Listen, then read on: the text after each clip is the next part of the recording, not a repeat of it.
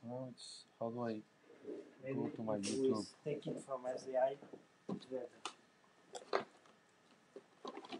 Ah, yeah. It would be better with your SDI output. the SDI output.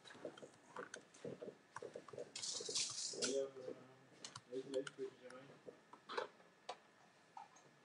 Go to Number YouTube. one. The same shit.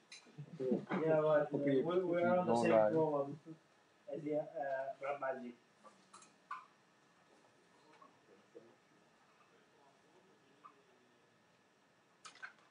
Click go live at the top of the home page. Et donc, par rapport à ce que vous commencez à voir, ça vous paraît être le produit qui pourrait correspondre ou...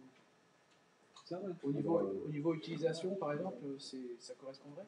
Oui, ça pourrait correspondre. Oui. Parce qu'en fait, nous, les retours qu'on a, c'est quand même... les gens nous disent, non seulement ça fait de la bonne qualité vidéo, mais en plus, c'est super facile à utiliser. Donc, il y a un côté un peu... tu retrouves un peu la philosophie du pack, en fait. Bah, c'est ça, ouais, c'est ce que on voit sur l'interface. C'est très proche, et puis c'est la même technique. Ouais. Et l'avantage, c'est de pouvoir dire aux clients qu'on peut mixer du pack et du RTL suivant les environnements. Et c'est surtout ça qui peut être rassurant aussi vis-à-vis des clients, de dire c'est une technologie qu'on maîtrise. Je vais même ajouter un truc. Ce que tu utilises comme... le matériel que tu utilises, c'est le même matériel que le récepteur, en fait. Exactement le même. Donc en fait, on n'utilise pas autre chose. Évidemment, il y a des cartes à l'intérieur en plus. Hein, tu vois bien qu'il y a un peu de connectique supplémentaire, mais au niveau CPU, au niveau etc., enfin, c'est pas un matériel dédié. C'est ça, je veux dire. C'est ce qui fait qu'on fait des économies d'échelle et aussi au niveau réparation, c'est beaucoup plus pratique.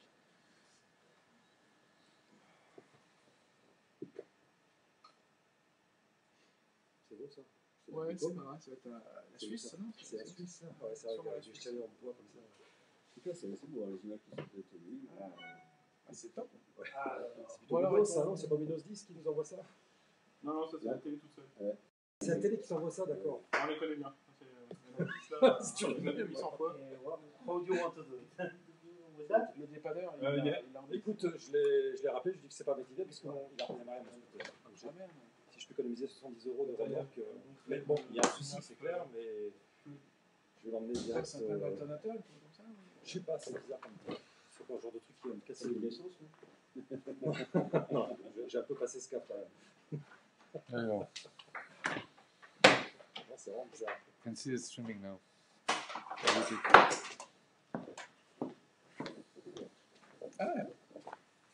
Cool, eh? It's not working. This is how to show. Muy bien. Muy bien. Muy bien. That's the way to show it. We never do this. Actually, you can see here when this jumps, then you see this the output and it doesn't jump. So that's what matters. But this is stable because actually in the cloud nothing jumps. You know what I mean? Yeah, everybody's afraid of it, but actually it's stupid. SDI output, I don't know how to tune it up. Ça fait quoi là? Voilà, c'est directement la sortie. Ah d'accord. Ouais, t'as le PC de quoi dedans? Ouais. Là, on est en sortie du RPS. Ouais, on SDI brut là. Well, I don't know why. This is 10-1, this is 10. Hun går for det samme hjørnet! Og det er en spiller som ikke har gjort hjemmeleksa si, og det er Aurora Michaelsen som ikke klarer å hindre den. I det samme hjørnet. Og det er akkurat som bestilt. Og Håvi bare letter på skuldrene og tenker, ja, ja, så lett kan det gjøres. Og så lett ble det gjort fra Lillestrøms nummer 6.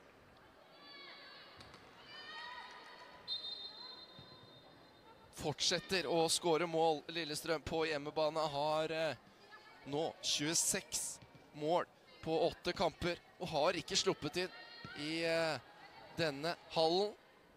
To be if we have a victory in getting rid of nuclear weapons. All right, Caitlin Collins is at the White House. Caitlin, a very late night, early morning for everyone, but now this news coming out about a time and a place for the big meeting. What are you hearing there today? Kate, it has been a whirlwind of a 24 hours here at the White House, along with the release of those Americans. And now we have an official time and an official location for that historic summit between the president and Kim Jong-un. Of course, the president confirming some CNN reporting from yesterday that the meeting will be held in Singapore, and the president giving us a date of June 12th, saying that it's going to be this highly anticipated meeting and that he hopes it is a very special moment for world peace. Of course, this does come, Kate, after the release of those 3 Americans from North Korea who were held, brought back with the Secretary of State Mike Pompeo yesterday. And though the president said he saw the release of those Americans as a gesture of goodwill on behalf of the North Koreans ahead of that meeting, he said it won't change the way he negotiates with the North Korean leader. He hopes something good can come of that meeting, but he did not say for sure that something good would come of that meeting. So a lot of hope, a lot of anticipation for this meeting. But Kate, it will be a historic meeting regardless of what happens on June 12th in Singapore. It is the first time a sitting American president and the leader of North Korea have sat down face to face. The president said he hopes that meeting can be something that he one day calls his proudest achievement, where he gets North Korea to give up their nuclear weapons. But that will be something that we wait and see for what happens on June 12th. Right now, we do know it will be June 12th, and we will be in Singapore, Kate. All right, Caitlin, thank you so much. Let's discuss this breaking news right now. Joining me, Kelly Magsamen. She's a CNN national security analyst who served on the National Security Council under President Bush and Obama, and Bruce Klingler. He's a former CIA deputy division chief. Mike Pompeo yesterday, and though the president said he saw the release of those Americans, does it matter? Actually, I think Singapore is a perfect location. Singapore is a very close and trusted partner of the United States. It's seen as relatively neutral in the region, and they have very good security apparatus there, too, so that'll be good for both of them.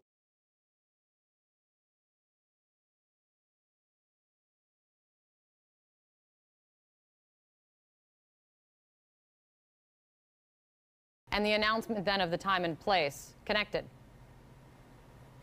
Well, certainly the release of the Americans removes an impediment to. Right now, so in NAV it will come back. Oh, the problem of HPC is the CPU, because on the decoding it's 2 times more needed, and on the encoding it's almost 10. So it really deserves a special CPU and server. Okay. But this one, it will be like this one.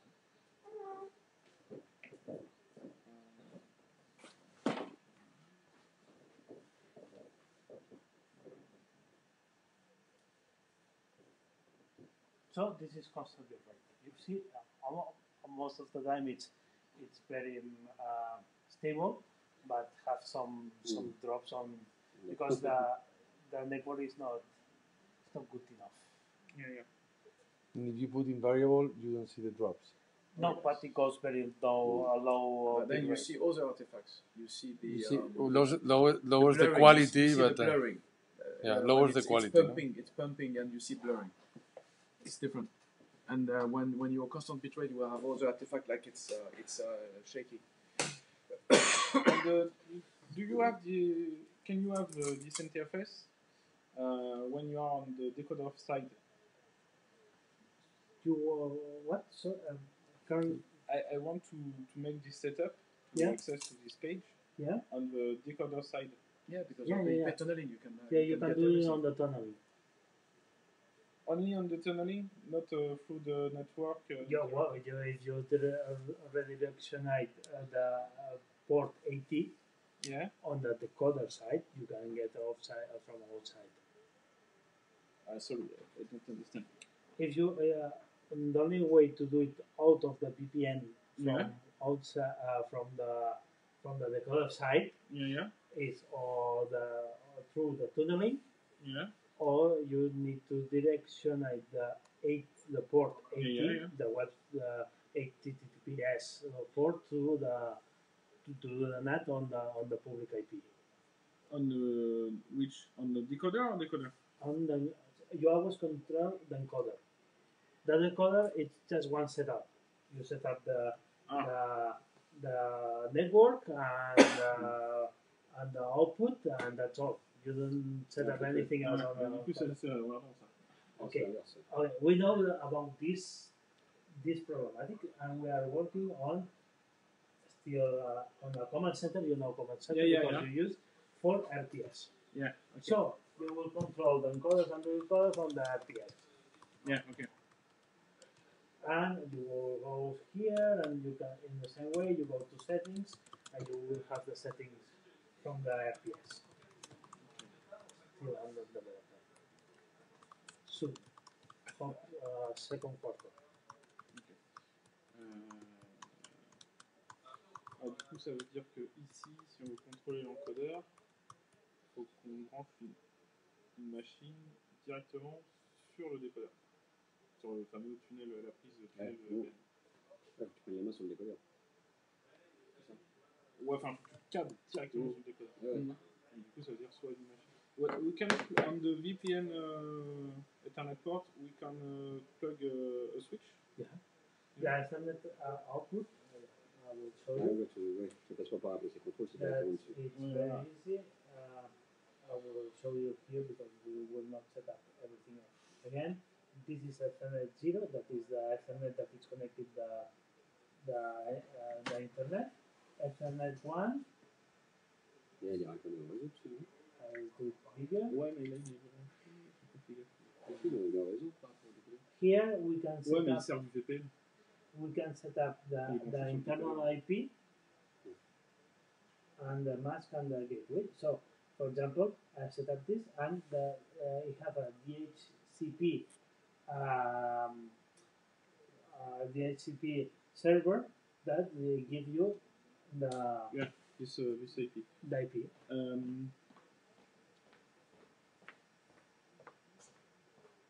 The DHCP is in the decoder?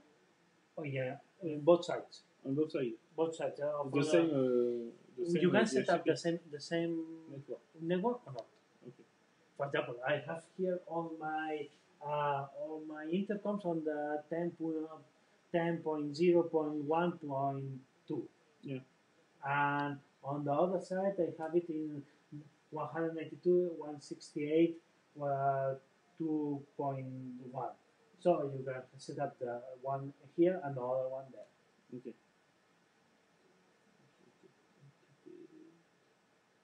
But you should set up on the same range, like changing the mask, so you can have the same internal network on both sides.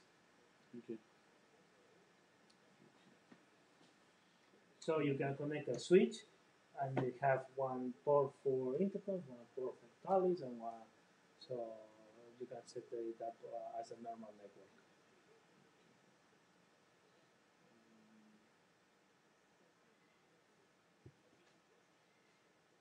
When we have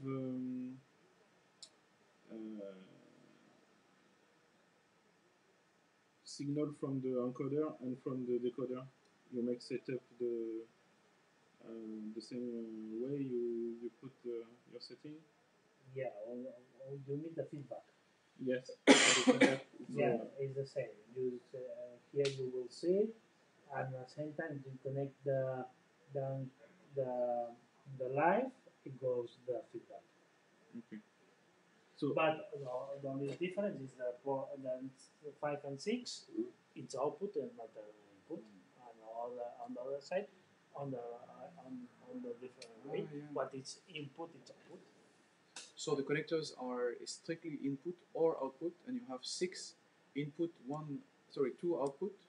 The same connectors can go. And vice versa for the other device. Yes. Yeah. Okay, got it. It's connectors to 1 to 6.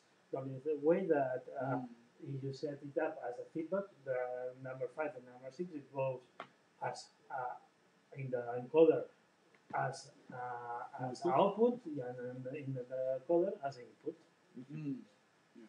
5 and 6 also. 5 and 6. Always 5 and 6. Feedbacks are 5 and 6.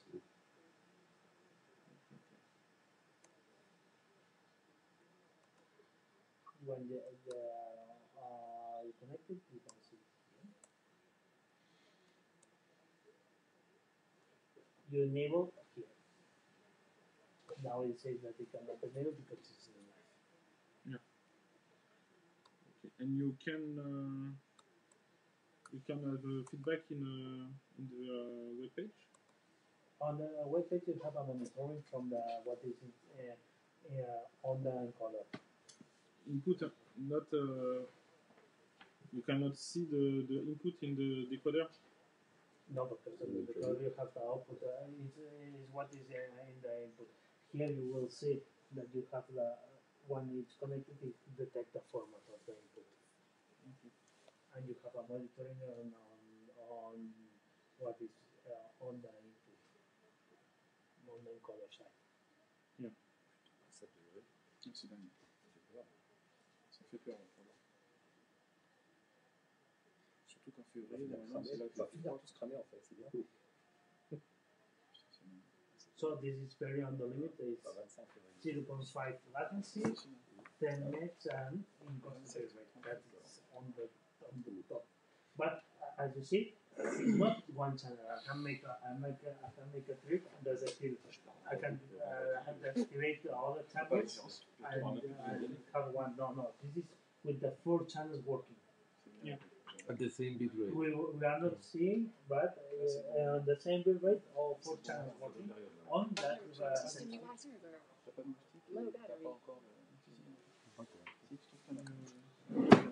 The delay is 11.5. It's the same for the. Yeah, that's a very on the limit. That is the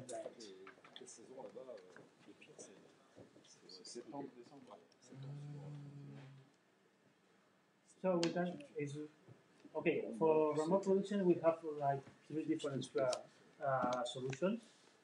One is RPS. The other one is the time lock. You know, I think the time lock on the packs. You don't know the time lock? Okay. Okay, we have in the command center. You have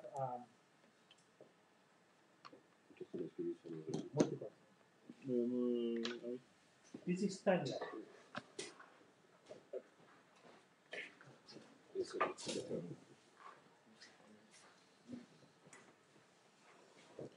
You can synchronize 6 packs and 6 receivers with 2-second delay in between, difference in between them, maximum 2 seconds. Maximum. If the cameras are Genlock, yeah, you won't have any difference. If not, so it's meant to do quick remote production where you just send the packs someplace, but you want to be able to do a synchronization.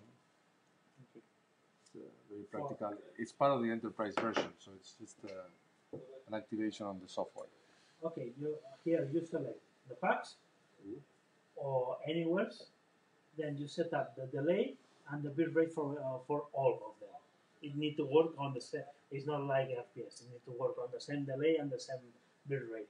And then you select the receivers. So for each pack, you will have 1 receiver. Yeah. So these 4 signals will be time locked. Okay. So this is another solution for remote production. You have 4 packs. You synchronize these 4 packs, or these 6 packs, or the 2 packs, and you synchronize the packs and the receivers. So you have a. So limitation is up to 6 today. Yeah. Why not? Why 6? Because it's the maximum that you can manage the server that it does that. Because it's you said each. Yeah, actually you're synchronizing 6 servers. Yeah. I don't know. So it's just about controlling them. I think it's because of RPS that is about 6.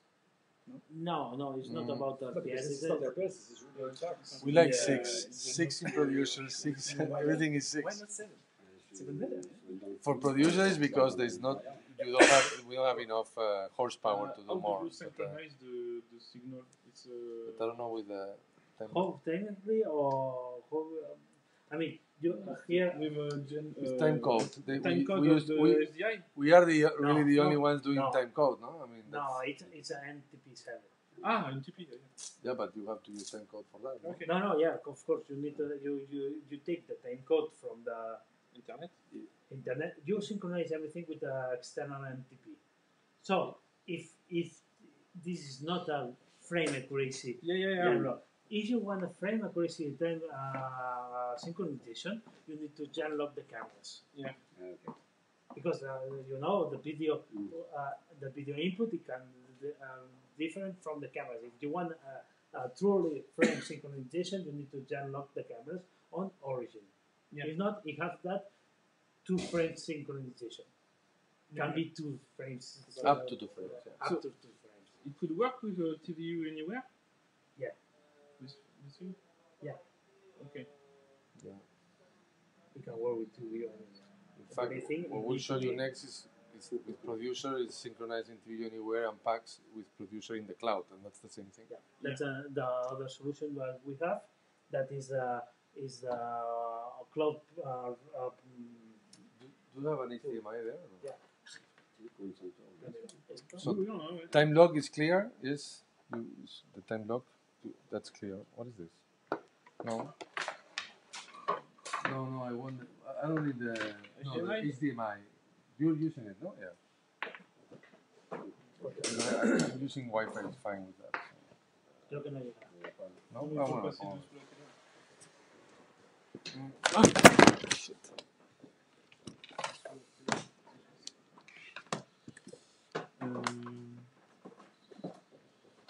Okay, thank you very much.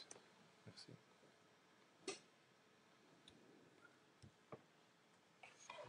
Es 4K, se te va a ir a un pequeñísimo. Ostras. Wow. No problem. I need my glasses, man. Là, l'idéal, c'est de repasser l'affichage en HD, parce que là, avec la 4K, ça va être compliqué. Actually, no.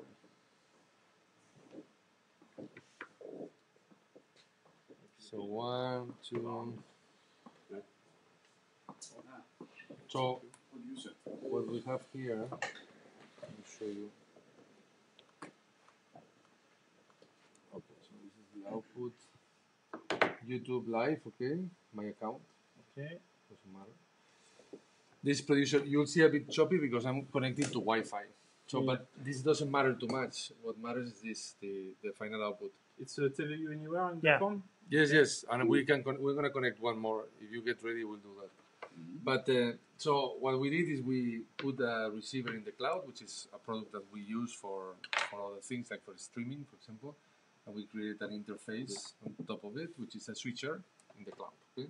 Okay. So all you need is to log in. You have an account with hours. Okay. You use